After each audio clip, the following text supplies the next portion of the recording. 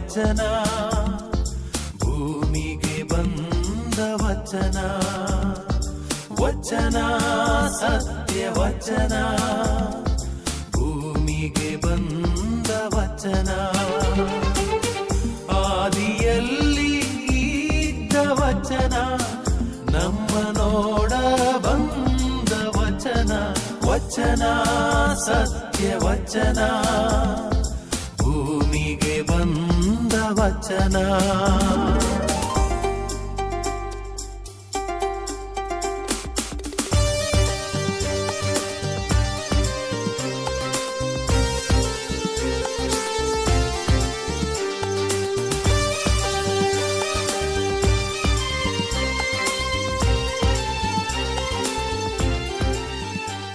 ಪ್ರಿಯರೇ, ವಚನಾಮೃತ ಕಾರ್ಯಕ್ರಮಕ್ಕೆ ನಿಮ್ಮೆಲ್ಲರನ್ನು ಸ್ವಾಗತಿಸುತ್ತೇನೆ.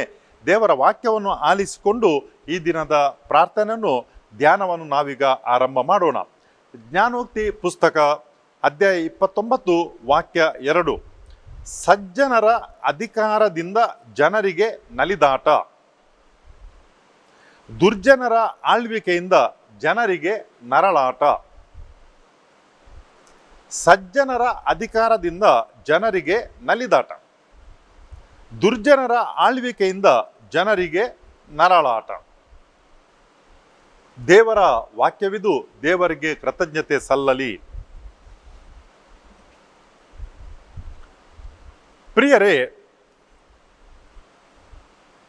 ಈ ಪ್ರಪಂಚದಲ್ಲಿ ನಾವು ಸಮಾಜ ಜೀವನದಲ್ಲಿ, ರಾಜಕೀಯ ಜೀವನದಲ್ಲಿ ಜೀವಿಸ್ತಿರುವಾಗ ಅಥವಾ ಆಧ್ಯಾತ್ಮಿಕ ಜೀವನದಲ್ಲಿ ನಾವು ಜೀವಿಸ್ತಿರುವಾಗ ನಮಗೆ ಒಂದು ವ್ಯವಸ್ಥೆ ಬೇಕು. ವ್ಯವಸ್ಥೆ ಇಲ್ಲದಿದ್ದರೆ ಅದು ಜನಜೀವನ ಅಸ್ತವ್ಯಸ್ತವಾಗ್ತದೆ. ಯಾರಿಗೆ ಖುಷಿ ಆಗ್ತದೆ ಅವರು ಹಾಗೆ ನಡೀತಾರೆ, ಉಳಿದವರಿಗೆ ತೊಂದರೆ ಆಗ್ತದೆ. ಅಂತಹ ಸಂದರ್ಭದಲ್ಲಿ ವ್ಯವಸ್ಥೆ ಅಂತ ಹೇಳಿದರೆ ಅಲ್ಲಿ ಅಧಿಕಾರ ಬರ್ತದೆ. ಬೇರೆ ಬೇರೆ ರೀತಿಯ ಅಧಿಕಾರದ ಹಂತಗಳು ಇರ್ತವೆ.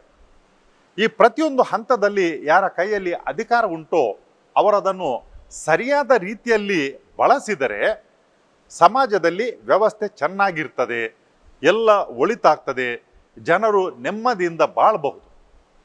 ಒಂದು ವೇಳೆ ಈ ಅಧಿಕಾರದಲ್ಲಿದ್ದಂಥ ಜನರು ಅದನ್ನು ದುರುಪಯೋಗ ಮಾಡಿದರೆ ಸಮಾಜದ ಜನಜೀವನ ಅಸ್ತವ್ಯಸ್ತವಾಗಿ ಹೋಗ್ತದೆ. ಇದನ್ನು ತಿಳ್ಕೊಳ್ಬೇಕಿದ್ರೆ ನಾವು ಏನೋ ವಿಜ್ಞಾನವನ್ನು ಕಲಿಬೇಕಾಗಿಲ್ಲ.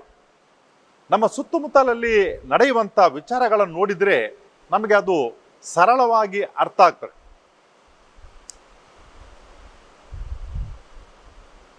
ನಾವು ನೋಡ್ತೇವೆ, ನಮ್ಮ ಸುತ್ತಮುತ್ತಲಿರುವಂತಹ ಪರಿಸರ ಒಂದು ಕಡೆಯಲ್ಲಿ ಜನರಿಗೆ ವಿದ್ಯೆ ಉಂಟು, ಆದರೆ ಪರಿಜ್ಞಾನ ಇಲ್ಲ. ವಿದ್ಯೆ ಅಂತ ಹೇಳಿದರೆ ಪುಸ್ತಕ ಓದುವಂಥದ್ದು, ಪರೀಕ್ಷೆ ಬರೆಯುವಂಥದ್ದು, ಆಮೇಲೆ ಏನು ಅಧಿಕಾರವನ್ನು ಅಥವಾ ಕೆಲಸವನ್ನು ಪಡ್ಕೊಳ್ತಾರೆ. ಆದರೆ ಪರಿಜ್ಞಾನ ಇಲ್ಲ. ಯಾಕಂತ ಹೇಳಿದರೆ ನನ್ನಿಂದ ಇತರರಿಗೆ ತೊಂದರೆ ಆಗಬಾರ್ದು ಎಂಬ ಒಂದು ಜ್ಞಾನ ಅನೇಕ ಬಾರಿ ನಮಗೆ ಕಾಣಲಿಕ್ಕೆ ಸಿಗಲ್ಲ. ಒಂದು ಚಿಕ್ಕ ಉದಾಹರಣೆಯನ್ನು ನಿಮ್ಮ ಮುಂದೆ ಹಿಡಿತೇನೆ. ಅಭಿವೃದ್ಧಿ ಆದ ಹಾಗೇನೆ ಜನರು ವಾಹನಗಳನ್ನು ಖರೀದಿ ಮಾಡ್ತಾರೆ. ವಾಹನಗಳನ್ನು ನಡೆಸಲಿಕ್ಕೆ ಅದಕ್ಕೆ ಕೆಲವು ನಿಯಮಗಳಿವೆ. ಆದರೆ ನಾವು ರಸ್ತೆಯಲ್ಲಿ ಹೋಗುವಾಗ ನೋಡ್ತೇವೆ, ನಾವು ನಿಯಮಗಳನ್ನು ಪಾಲಿಸ್ತಾ ಹೋದರೆ ನಾವು ಎಲ್ಲರಿಗಿಂತ ಹಿಂದಕ್ಕೆ ಬೀಳ್ತೇವೆ. ಯಾಕೆಂತ ಹೇಳಿದರೆ ವ್ಯವಸ್ಥೆ ಇಲ್ಲ. ಈ ವ್ಯವಸ್ಥೆ ಯಾಕೆ ಇರಲ್ಲ? ನಾವು ಪರೀಕ್ಷೆ ಕೊಡಲಿಕ್ಕೆ ಹೋದಾಗ, ಟೆಸ್ಟ್ ಕೊಡಲಿಕ್ಕೆ ಹೋದಾಗ ನಮಗೆ ಲೈಸೆನ್ಸ್ ಸಿಗಬೇಕಿದ್ರೆ ನಾವು ಅದೆಲ್ಲವನ್ನು ಕೂಡ ನಾವು ಪಾಲಿಸಬೇಕು. ಆದರೆ ಏನಾಗ್ತದೆ, ರಸ್ತೆಯಲ್ಲಿ ನೋಡಿದಾಗ ಈ ಎಲ್ಲ ಜನರಿಗೆ ಲೈಸೆನ್ಸ್ ಸಿಗಲಿಲ್ವೇ? ಅವರು ಅಲ್ಲಿ ಟೆಸ್ಟ್ ಕೊಡಲಿಕ್ಕೆ ಹೋದಾಗ ಅದನ್ನು ತೋರಿಸಿಕೊಡ್ಲಿಲ್ವೇ? ಖಂಡಿತವಾಗಿ ಉಂಟು. ಆದರೆ ರಸ್ತೆಯಲ್ಲಿ ಹೋಗುವಾಗ ಮಾತ್ರ ಇದನ್ನು ನಾವು ಕಾಣುವುದಿಲ್ಲ. ಆಯ್ತು, ಒಂದು ಕಡೆಯಲ್ಲಿ ಜನರು ಪಾಲಿಸುವುದಿಲ್ಲ,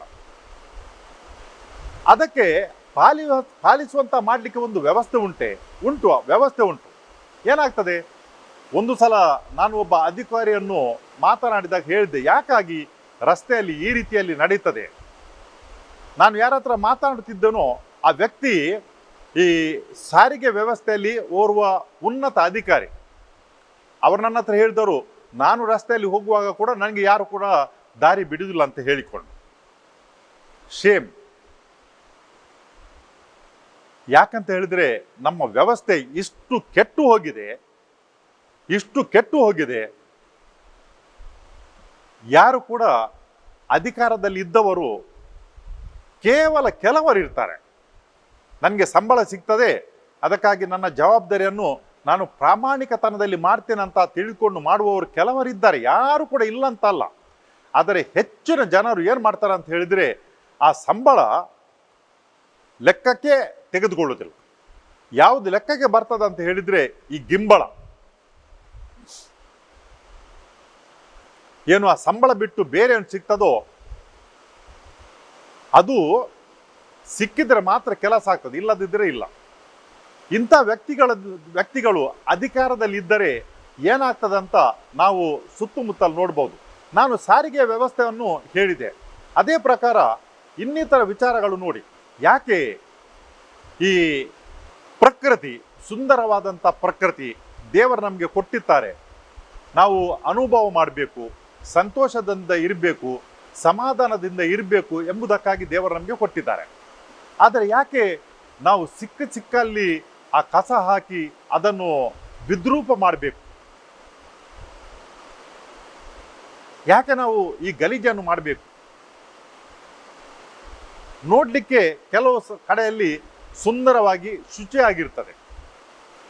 ಮತ್ತೆ ಈ ನಗರ ಸುಂದರ ನಗರ, ಸ್ವಚ್ಛ ನಗರ ಅಂತ ಪ್ರಶಸ್ತಿ ಕೂಡ ಸಿಗ್ತದೆ. ಆ ಸುಂದರ ಮತ್ತು ಸ್ವಚ್ಛ ನಗರದಲ್ಲಿ ಸ್ವಲ್ಪ ಕಣ್ಣು ಹಾಯಿಸಿ ನೋಡಿದರೆ ನಮಗೆ ತಿಳಿತದೆ ಆ ಸ್ವಚ್ಛತೆ ಎಷ್ಟು ಉಂಟಂತ ತಿಳ್ಕೊಂಡು. ಒಂದು 3 ವರ್ಷಗಳ ಹಿಂದೆ ನಾನು ಒಂದು ಧ್ಯಾನಕೂಟಕ್ಕೆ ಹೋಗಿದ್ದೆ. ಸಾಯಂಕಾಲದ ಹೊತ್ತಿಗೆ ನಾನು ರಸ್ತೆ ಬದಿಯಲ್ಲಿ ನಡ್ಕೊಂಡು ಹೋಗ್ತಿದ್ದೆ. ಈ ನಗರಕ್ಕೆ ಸ್ವಚ್ಛ ನಗರ ಅಂತ ಪ್ರಶಸ್ತಿ ಸಿಕ್ಕಿದೆ. ಆದರೆ ಈ ರಸ್ತೆಯ ಪಕ್ಕದಲ್ಲಿ ನೋಡಬೇಕಿದ್ರೆ ಎಷ್ಟು ಬೇಕು ಕಸ, ಸಿಕ್ಕಾಪಟ್ಟೆ ಹಾಕಿದಂಥ ಕಸ. ಅದು 1 ಲೋಡ್ ಅಥವಾ 2 ಲೋಡ್ ಅಲ್ಲ, ಬೇಕಾದಷ್ಟು. ಸ್ವಚ್ಛ ನಗರ. ಇಂಥ ಸ್ವಚ್ಛ ನಗರದಲ್ಲಿ ರಸ್ತೆಯ ಪಕ್ಕದಲ್ಲಿ ಮೇಲಿನಿಂದ ಕೆಳಕ್ಕೆ ಬೀಸಾಡಿದಂಥ ಆ ಕಸ ಅದು ಇಷ್ಟು ಮತ್ತು ಅಷ್ಟು ಅಲ್ಲ. ನಗರ ಸ್ವಚ್ಛ ನಗರ, ಕಸ ಬೇಕಾದಷ್ಟಿದೆ. ಇದಕ್ಕೆ ಬೇಕಾದಷ್ಟು ಹಣ ಇಲ್ಲವೇ? ಹಣ ಬೇಕಾದಷ್ಟು ಉಂಟು. ಯಾಕಂತ ಹೇಳಿದ್ರೆ ನಾವು ಸಲ್ಲಿಸಿದಂಥ ತೆರಿಗೆ ಎಲ್ಲಿ ಹೋಗ್ತದೆ? ಯಾಕಾಗಿ ನಮಗೆ ಒಳ್ಳೆಯ ರಸ್ತೆಗಳು ಸಿಗುವುದಿಲ್ಲ? ಯಾಕಾಗಿ ನಮಗೆ ಒಳ್ಳೆಯ ಪರಿಸರ ಸಿಗುವುದಿಲ್ಲ? ಯಾಕಂತ ಹೇಳಿದ್ರೆ ಅಧಿಕಾರದ ಸರಿಯಾದ ಉಪಯೋಗ ನಡೆಯದಿದ್ದರೆ ಇದೇ ವ್ಯವಸ್ಥೆ. ನೋಡಿ, ಈ ವಾಕ್ಯ ನಾವೇನು ಆಲಿಸಿಕೊಂಡೆವು ಜ್ಞಾನೋಕ್ತಿ ಪುಸ್ತಕದಿಂದ, ಇದು ಇವತ್ತು ಮತ್ತೆ ನಿನ್ನೆ ಬರೆದಂಥ ಈ ವಾಕ್ಯ ಅಲ್ಲ. ಈ ವಾಕ್ಯವನ್ನು ಸರಿಸುಮಾರು 2200 ಮತ್ತು 300 ವರ್ಷಗಳ ಹಿಂದೆ ಬರೆದಂಥ ಒಂದು ಸ್ಥಿತಿ ಅಂದು ಇತ್ತು, ಇಂದು ಉಂಟು, ಇನ್ನು ಮುಂದಕ್ಕೆ ಕೂಡ ಇಂಥ ಒಂದು ಸ್ಥಿತಿ ಇರ್ತದೆ. ಯಾರು ಅಧಿಕಾರವನ್ನು ಸರಿಯಾದ ರೀತಿಯಲ್ಲಿ ಉಪಯೋಗಿಸುವುದಿಲ್ಲವೋ ಅಂತಹ ಜಾಗದಲ್ಲಿ, ದೇಶದಲ್ಲಿ, ಸಮಾಜದಲ್ಲಿ ಎಷ್ಟು ಕೆಡುಕಾಗ್ತದೆ ಎಂಬುದಕ್ಕೆ ಈ ವಾಕ್ಯ ನಮಗೆ ಕೈಗನ್ನಡಿಯಾಗಿದೆ. ಇದು ನಮ್ಮ ವ್ಯವಸ್ಥೆ. ನಮ್ಮ ಜೀವನ ಸುಗಮವಾಗಿ ಸಾಗಬೇಕಂತ ನಾವು ವ್ಯವಸ್ಥೆಯನ್ನು ಮಾಡಿಕೊಂಡಿದ್ದೇವೆ. ಆದರೆ ಈ ವ್ಯವಸ್ಥೆಯಲ್ಲಿ ಅಧಿಕಾರದಲ್ಲಿ ಕುಳಿತುಕೊಂಡ ವ್ಯಕ್ತಿಗಳು ಪುನಃ ಒಮ್ಮೆ, ಎಲ್ಲರಲ್ಲ, ಕೆಲವರು ಒಳ್ಳೆಯರಿದ್ದಾರೆ, ಆದರೆ ಹೆಚ್ಚಾಗಿ ಇಂಥ ವ್ಯಕ್ತಿಗಳು ಇರುವುದನ್ನು ನಾವು ಕಾಣ್ತೇವೆ. ನಮ್ಮ ಈ ಪುಡಾರಿಗಳು, ಮುಖಂಡರು, ಅಧಿಕಾರಿಗಳು ನಮ್ಮ ಹಣದಿಂದ ಈ ಪರದೇಶಕ್ಕೆ ಪ್ರವಾಸಕ್ಕೆ ಹೋಗ್ತಾರೆ.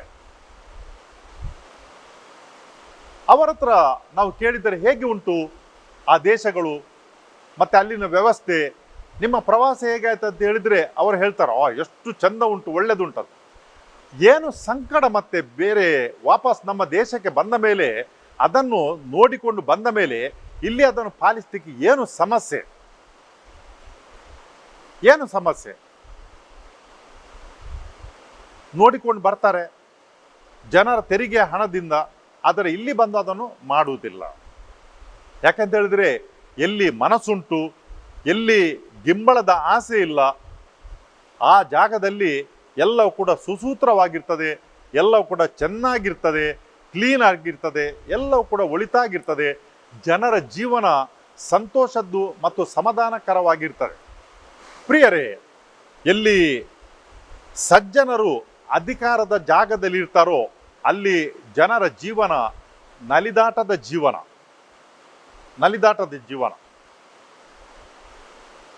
ಆಳ್ವಿಕೆಯಿಂದ ಜನರಿಗೆ ನರಳಾಟ ಬರುವುದು ಯಾವಾಗ ದುರ್ಜನರು ಆ ಅಧಿಕಾರದ ಜಾಗದಲ್ಲಿ ಕುಳಿತುಕೊಳ್ತಾರೆ. ಇದಕ್ಕೆ ನಾವು ಕೂಡ ಕಾರಣರಾಗಿದ್ದೇವೆ. ಯಾಕಂತ ಹೇಳಿದ್ರೆ ನಾವು ಆಯ್ಕೆ ಮಾಡುವಂತಹ ಸಮಯದಲ್ಲಿ ಯಾರನ್ನು ನಾವು ಆಯ್ಕೆ ಮಾಡ್ತೇವೆ?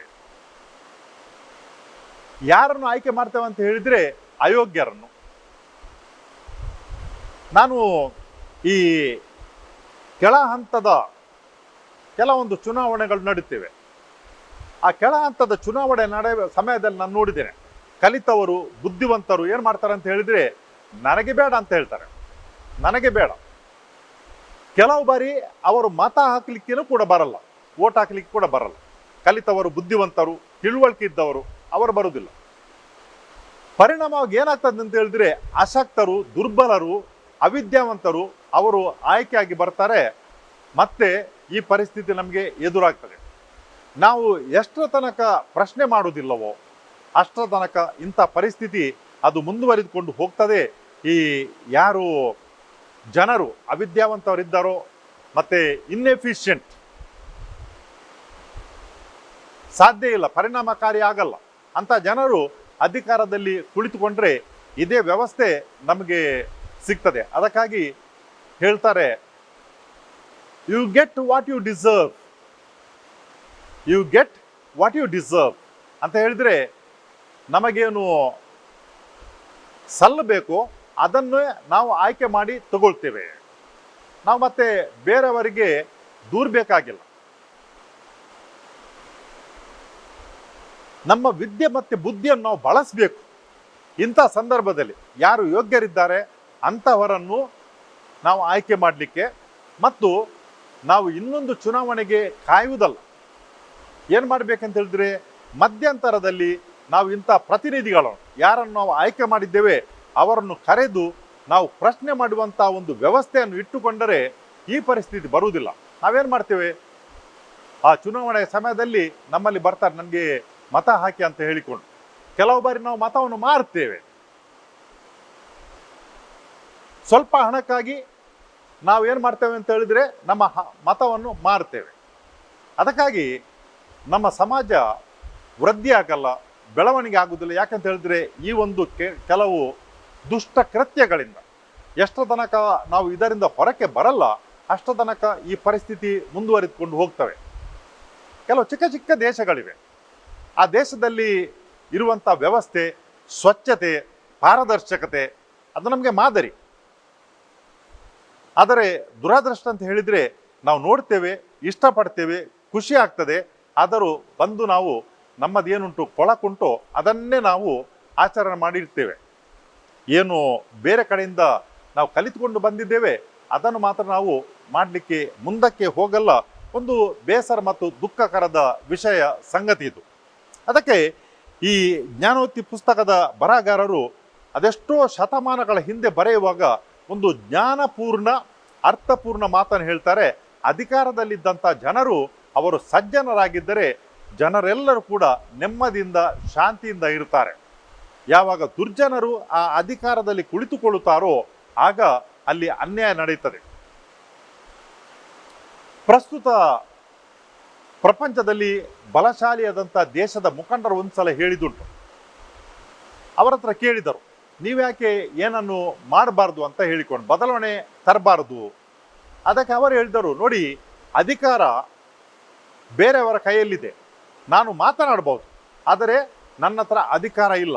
ಆ ಅಧಿಕಾರದಲ್ಲಿ ನನ್ನನ್ನು ನೀವು ಕೂರಿಸಿ, ಆಗ ನಾನು ವ್ಯವಸ್ಥೆಯನ್ನು ಸರಿ ಮಾಡ್ತೇನೆ ಅಂತ ಹೇಳಿಕೊಂಡು, ಈ ಅಧಿಕಾರದಲ್ಲಿದ್ದಂಥ ಜನರ ಸಿಗ್ನೇಚರನ್ನು, ಸಹಿಯನ್ನು ಬೇರೆಯವರು ಮಾಡಿದರೆ ಅಂಥ ಜನರಿಂದ, ವ್ಯವಸ್ಥೆಯಿಂದ ನಾವು ಏನು ಒಳಿತನ್ನು ಪಡೆಯಬಹುದು. ಅದಕ್ಕಾಗಿ ಅಧಿಕಾರ ಒಂದು ದೊಡ್ಡ ಅಸ್ತ್ರ. ಅದು ಸರಿಯಾದ ವ್ಯಕ್ತಿಯ ಕೈಯಲ್ಲಿದ್ದರೆ ಮಾತ್ರ ಅದರ ಸರಿ ಬಳಕೆ ಆಗ್ತದೆ. ಅದನ್ನು ಬಳಕೆ ಮಾಡಲಿಕ್ಕೆ ತಿಳಿಯದಂಥ ವ್ಯಕ್ತಿಯ ಕೈಯಲ್ಲಿ ಕೊಟ್ಟರೆ ಅಲ್ಲಿ ಏನಾಗ್ತದಂದರೆ ನರಕ ಸೃಷ್ಟಿ ಆಗ್ತದೆ. ಮತ್ತು ನಾವು ಅದನ್ನು ಅನುಭವಿಸಬೇಕು. ನಾವು ನಮ್ಮ ವ್ಯಕ್ತಿಗತ ಜೀವನದಲ್ಲಿ, ನಮ್ಮ ಸ್ವಂತ ಜೀವನದಲ್ಲಿ ಏನು ನಮಗೆ ಅಧಿಕಾರ ಉಂಟು, ಇರ್ಬೋದು ಕುಟುಂಬದಲ್ಲಿ, ಇರ್ಬೋದು ನಾವು ಕೆಲಸ ಮಾಡುವಂಥ ಜಾಗದಲ್ಲಿ, ಅದನ್ನು ಸರಿಯಾಗಿ ಬಳಸಲಿಕ್ಕೆ ಪ್ರಯತ್ನ ಮಾಡುವ. ಅದೇ ಪ್ರಕಾರ ಇತರರು ಅನ್ಯಾಯ ಅನೀತಿ ಮಾಡಿದಾಗ ಅದರ ವಿರುದ್ಧ ನಾವು ಧ್ವನಿ ಎತ್ತಲಿಕ್ಕೆ ಕೂಡ ನಾವು ಶಕ್ತರಿರ್ಬೇಕು. ಸುಮ್ಮನೆ ನೋಡಿ ನೋಡದಾಗೆ, ಕೇಳಿ ಕೇಳದಾಗೆ ಕೂತ್ಕೊಂಡ್ರೆ ಏನಾಗ್ತದೆ ಅಂತ ಹೇಳಿದರೆ, ಯಾರು ಅಧಿಕಾರ ಚಲಾಯಿಸ್ತಾರೆ ಅವರು ಚಲಾಯಿಸ್ತಾನೆ ಇರ್ತಾರೆ. ಅದರ ಪರಿಣಾಮ ಮತ್ತೆ ನಾವು ಏನು ಕೆಟ್ಟದುಂಟು, ನಮಗೆ ಬೇಡವೋ ಅದನ್ನೇ ಅನುಭವಿಸಬೇಕಾಗ್ತದೆ. ಕರ್ತರಾದ ದೇವರೇ, ನಿಮ್ಮ ಪುತ್ರರು ಈ ಭೂಲೋಕಕ್ಕೆ ಬಂದಾಗ ನಮ್ಮಲ್ಲಿರುವಂಥ ಅಧಿಕಾರವನ್ನು ಯಾವ ರೀತಿ ಉಪಯೋಗ ಮಾಡಬೇಕು ಎಂಬುದನ್ನು ನಿಮ್ಮ ಪುತ್ರರು ನಮಗೆ ತೋರಿಸಿಕೊಟ್ಟಿದ್ದಾರೆ. ಅದು ಜನರ ಮೇಲೆ ಅಧಿಕಾರವನ್ನು ಚಲಾಯಿಸಲಿಕ್ಕೆ ಅಲ್ಲ, ಬದಲಾಗಿ ಸೇವೆ ಮಾಡಲಿಕ್ಕೆ. ಅದಕ್ಕಾಗಿ ತನ್ನ ಶಿಷ್ಯರ ಸೇವೆಯನ್ನು ಮಾಡಿದರು ಮತ್ತು ಹಾಗೇನೆ ಮಾಡಲಿಕ್ಕೆ ನಮಗೆ ಕರೆ ಕೊಟ್ಟಿದ್ದಾರೆ. ಇವತ್ತು ನಾವು ಯಾವ ಅಧಿಕಾರವನ್ನು ಪಡ್ಕೊಂಡಿದ್ದೇವೆ, ಅಧಿಕಾರದಲ್ಲಿದ್ದೇವೆ, ಅದನ್ನು ಸರಿಯಾದ ರೀತಿಯಲ್ಲಿ ಉಪಯೋಗಿಸಲಿಕ್ಕೆ ನಮಗೆ ಜ್ಞಾನ ನೀಡಿರಿ, ಬೆಳಕು ನೀಡಿರಿ. ಅದೇ ಪ್ರಕಾರ ನಾವು ಇತರರಿಗಾಗಿ ಪ್ರಾರ್ಥಿಸ್ತೇವೆ. ಯಾರೆಲ್ಲರೂ ಅಧಿಕಾರದ ಸ್ಥಾನದಲ್ಲಿದ್ದಾರೆ ಅವರು ಗಿಂಬಳದ ಆಸೆಗಲ್ಲ, ಬದಲಾಗಿ ಸಂಬಳಕ್ಕೆ ಅವರು ನ್ಯಾಯವನ್ನು ಮಾಡಲಿ, ಮತ್ತು ಸಮಾಜಕ್ಕೆ, ದೇಶಕ್ಕೆ ಒಳಿತನ್ನು ಮಾಡಲಿ ಅಂತ ನಿಮ್ಮ ಆಶೀರ್ವಾದಗಳನ್ನು ಅವರಿಗೆ ಕೊಡಿರಿ ಅಂತ ನಾವು ನಿಮ್ಮನ್ನು ಪ್ರಾರ್ಥಿಸುತ್ತೇವೆ. ಆಮೇನ್.